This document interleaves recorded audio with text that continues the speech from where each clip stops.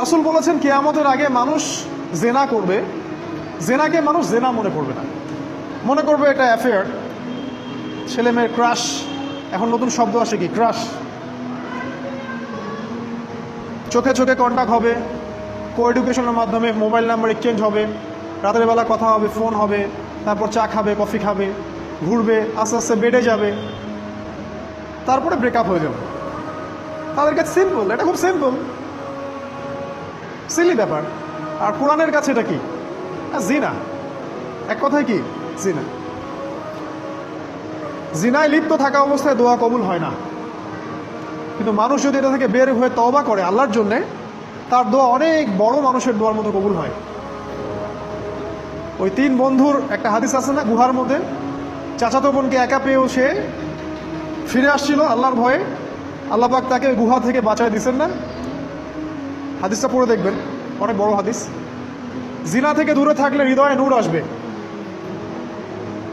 আপনি আমি যদি আমাদের চোখকে এই পর্যায়ে নিয়ে যেতে পারি যে কোনো গায়রে মাহরামের দিকে চোখ পড়লে আমরা নামিয়ে নিচ্ছি, তখন আপনি ফিল করবেন আপনার মনের মধ্যে নূর আসছে। এই যে আমি এখন একটা লেকচার দিচ্ছি, আমার খুব ভালো লাগছে, ঠিক রাস্তায় যেতে যেতে যদি আমি 8-10টা মেয়ের দিকে তাকাই, আমার এই নূরটা উঠে যাবে। জাহান্নামে কেন অনেক নারী থাকবে জানেন? কারণ তারা শুধু নিজেরা অপরাধ করে না, হাজারো মুমিন মানুষের নূর তারা কেড়ে নেয়। দ্যাট ইজ ওয়াই তারা জাহান্নামে বেশি থাকবে। আরেকটা মেজর কারণ হচ্ছে তাদের উদ্ধত মাথা। মেয়েদেরকে বলছি স্পেশালি, হয়তো এই কথাগুলো মেয়েদের কাছেও যাবে। তাদের এই উদ্ধত মাথা আল্লাহর বিধানের সামনে আত্মসমর্পণ করতে চায় না। তাদের এই উদ্ধত মাথাটা আল্লাহর বিধানের সামনে আত্মসমর্পণ করতে চায় না, এই কারণে তারা জাহান্নামে বেশি থাকবে। যে কোনো বিধান আল্লাহ তাদের সামনে বলেন, সব মেয়ের কথা বলছি না, ম্যাক্সিমাম বিভিন্ন যুক্তি তারা দিবে। সামি'না ওয়া আতা'না এই পর্যায়ের না, যুক্তি দিবে। পর্দা করলে কি এখন কেমন করে চাকরি করব, পর্দা করলে কেমন করে পড়াশোনা করা যায়, এখন তো যাইতেই হচ্ছে, কিছু তো করার নাই, বিভিন্ন যুক্তি, হাজারটা যুক্তি তারা দিবে। কে জানি তাদের ব্রেইনটাকে পুরো ওয়াশড করে ফেলছে। আমি আপনাদেরকে বলছি কে করেছে, এটা করেছে স্বয়ং দাজ্জাল। স্বয়ং দাজ্জাল। কারণ হাদিস একটা আছে, রাসূল সাল্লাল্লাহু আলাইহি ওয়াসাল্লাম বলেছেন দাজ্জালের শেষ অনুসারী হবে এক শ্রেণীর নারী। মাশাআল্লাহ, দাজ্জালের শেষ অনুসারী হবে এক শ্রেণীর নারী। তাদেরকে ঘরে ইসলামিক অনুশাসনে রাখার জন্যে বাবা, ভাই, স্বামী শিকল দিয়ে বেঁধে রাখবে, তারপরেও তারা শিকল ছেড়ে বের হয়ে যাবে, আটকাতে পারবেন না, because of their mind is brain washed. এ কারণে দেখা যায় তাদেরকে যখন কোনো বিধানের কথা আপনি বলবেন, তাদের এই উদ্ধত মাথাটা আল্লাহর বিধানের সামনে অবনত হতে চায় না, বিভিন্ন যুক্তিতর্ক তারা দেয়। এ কারণেই তাদের সংখ্যাটা জাহান্নামে বেশি হবে। আরও কারণ আছে, রাসূল বলেছেন সারা জীবন তাদের জন্য করবেন। স্পেশালি তাদের উদ্দেশ্য করে বলছি যাদের অ্যাফেয়ার আছে। যতই করেন, যত কিছুই করেন না কেন, আপনি যদি তাকে ভোগ বিলাস এবং পার্থিব সুখ শান্তি দিতে না পারেন, সে আপনাকে চিনবে না এক সময়ে। আপনি যদি আমাদের কথা বিশ্বাস না করেন, লিখে রাখতে পারেন। আর এমনিতে লিগ্যাল বৈবাহিক সম্পর্কেও সারা জীবন অনেক কিছু করবেন, হঠাৎ একদিন কোনো একটা কারণে ঝগড়া লেগে গেছে, তখন দেখবেন সে বলে বসবে সারা জীবন তোমার কাছে কিছুই পেলাম। আমি নারীদেরকে ছোট করছি না, তাদের কিছু কিছু পয়েন্ট বলছি, এইসব কারণে তারা জাহান্নামে থাকবে। আমি একটু এই কথাটা না বললে জাস্টিস হবে না। রাসূল সাল্লাল্লাহু আলাইহি ওয়াসাল্লাম মেরাজে গিয়েছিলেন, আপনারা জানেন। তিনি মেরাজের রাতে অনেক অলৌকিক জিনিস দেখেছেন, নবীদের সাথে সাক্ষাৎ করেছেন, ইভেন আল্লাহর সাথে কথা বলেছেন, আল্লাহর নূর দেখেছেন। এই সময় সবাই তাকে হাসি মুখে সম্বর্ধনা জানিয়েছিল। যার সাথেই দেখা হয়েছে তার সাথেই তিনি হাসি মুখে অভ্যর্থনা তাকে জানিয়েছে, আসসালামু আলাইকা আইয়ুহান নবী, সবাই বলেছে হাসি মুখে। একজন মালাক, একজন ফেরেশতা তাকে দেখে হাসেননি, একজন। আপনারা কি জানেন? রাসূল সাল্লাল্লাহু আলাইহি ওয়াসাল্লাম অবাক হয়েছিলেন। তিনি বলেছিলেন যে ইয়া জিবরিল, ওর চেহারাটা এত গম্ভীর কেন, সে আমাকে দেখে হাসছে না কেন, তার মুখে হাসি নেই কেন? জিবরিল আমিন বলেছেন যে তার নাম হচ্ছে তার নাম মালিক। তার নাম মালিক, সূরা যুখরুফের মধ্যে আছে, তার নাম মালিক। যেদিন থেকে আল্লাহ জাহান্নাম সৃষ্টি করেছেন, সেদিন থেকে তাকে জাহান্নামের দায়িত্ব দিয়েছেন, অর্থাৎ জাহান্নামের হেড অফ ডিপার্টমেন্ট, ইনচার্জ। সেদিন থেকে তার মুখের হাসি উঠে গেছে। আমরা দোয়া করি আমরা যেন তার সাক্ষাৎ না পাই। তার কাছে পারমিশন নিয়ে রাসূল সাল্লাল্লাহু আলাইহি ওয়াসাল্লাম জাহান্নামের দিকে তাকিয়েছিলেন, ভিতরে দেখেছেন কি আছে। তিনি পরে যা ব্যাখ্যা করেছেন তা হলো, আমি দেখলাম সেখানে খালি মেয়ে আর সেখানে খালি নারী আর নারী। এই হাদিসটা আপনার মাকে বলবেন, আপনার বোনকে বলবেন, আপনার মেয়েকে বলবেন, আপনার স্ত্রীকে বলবেন। এই হাদিসটা যদি কারো হৃদয়ের মধ্যে গেঁথে যেতে পারে, তার দ্বারা অন্যায় করা সম্ভব না। কিভাবে একটা মেয়ে সব কিছু উন্মুক্ত করে ঘুরতে পারে যখন অলরেডি তার আত্মা জাহান্নামে জ্বলছে অলরেডি, কারণ ভবিষ্যৎ তো আল্লাহ জানেন। যেমন ওমর রাদিয়াল্লাহু আনহু এর ঘর জান্নাতে আছে, রাসূল সেটা দেখে আসেন নাই? এসে ওমর ইবনুল খাত্তাবকে বলেছেন না যে আমি দেখে আসি তোমার ঘর, আমি ঢুকিনি তোমার ঘরে তোমার আত্মসম্মানের কারণে। তার মানে তিনি পৃথিবীতে বিচরণ করছেন, ঘর তো জান্নাতে অলরেডি তৈরি হয়ে আছে। মেয়েরা দিব্যি ঘুরছে এভাবে, এবং তারা মোটেও সচেতন না তাদের ঘর হয়তো বা জাহান্নামে রেডি।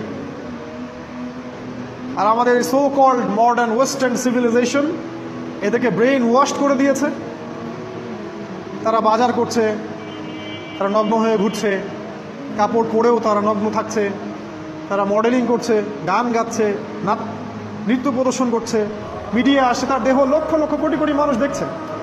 হাজারো মানুষের নূর চলে যাচ্ছে, অন্যের নূর নষ্ট করে জান্নাতে যাওয়া যাবে না। রাসূল সাল্লাল্লাহু আলাইহি ওয়াসাল্লাম যে আলামতগুলো বলেছেন তার মধ্যে অন্যতম একটা আলামত হচ্ছে শেষ জামানায় মেয়েদের সংখ্যা বাড়বে, ছেলেদের সংখ্যা কমে যাবে। ইভেন একটা ছেলে 40টা মেয়ের দায়িত্ব নিবে। এটা আবার ভাববেন না 40টা ওয়াইফ, মা, খালা, নানি, ফুফু সব মিলায় 40।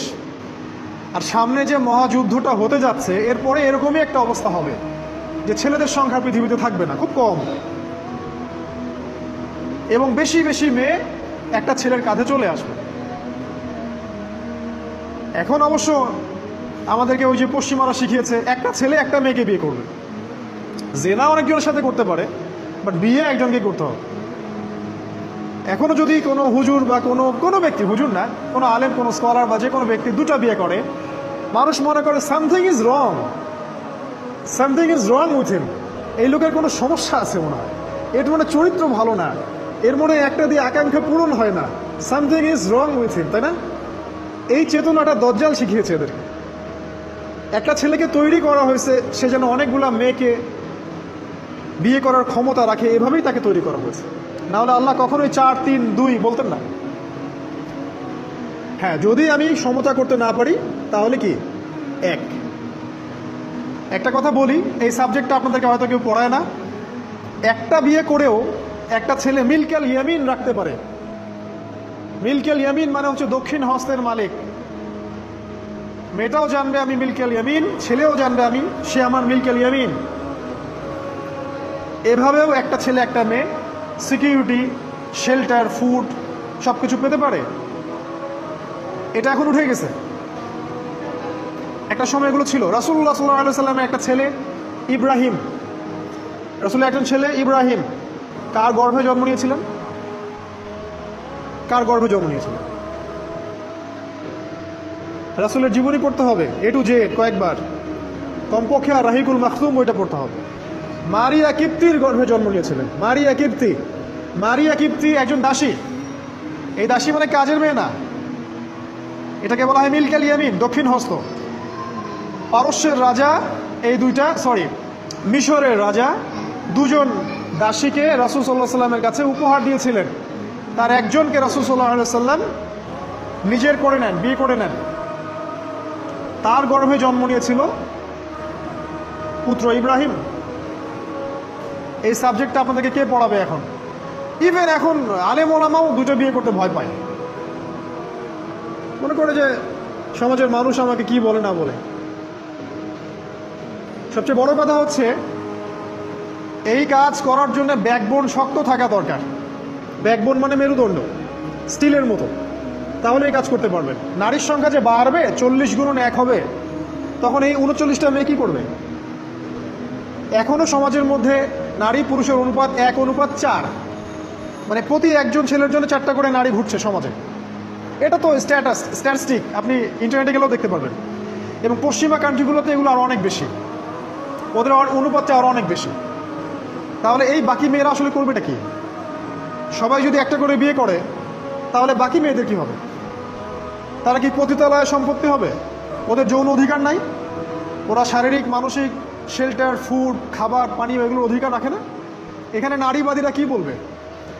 সব নারীবাদী, এদেশে যত নারীবাদী আছে, সেকুলারিজম, এই নারীবাদীরা বেশিরভাগই দজ্জালের এজেন্ট। নিজ হাতে দজ্জাল ট্রেনিং দিয়ে এদেরকে তৈরি করেছে।